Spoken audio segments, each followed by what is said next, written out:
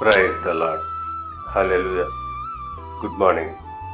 ఈరోజు దేవుని వాగ్దానము సమూయేలు మొదటి గ్రంథము 1వ అధ్యాయము 17వ వచనము.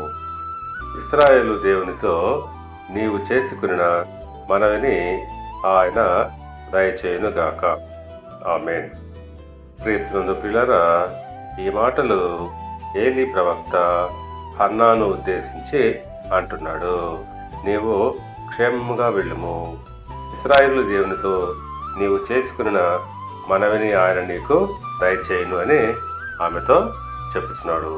ఆ ప్రకారంగానే ఎబ్బేజు ఇశ్రాయేలు దేవునికి మనవి చేసుకున్న మనవి అంతటినీ దేవుడు ఆయనకు అనుగ్రహించాడు. దినవృత్తాంతములు మొదటి గ్రంథము 4వ అధ్యాయము 10వ వచనం ప్రకారంగా దేవుడు అతడు మనవి చేసిన దానిని అతనికి దయచేసెను.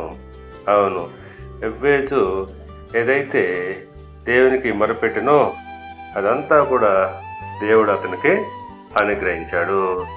కనుక ప్రియులారా, ఆ ప్రకారంగానే మనము కూడా విశ్వాసంతోనూ నమ్మకంతో దేవునికి మొరపెట్టినట్లయితే తప్పకుండా ఆయనతో నీవు చేసుకున్న మనవి ఆయన నీకు అనుగ్రహించును.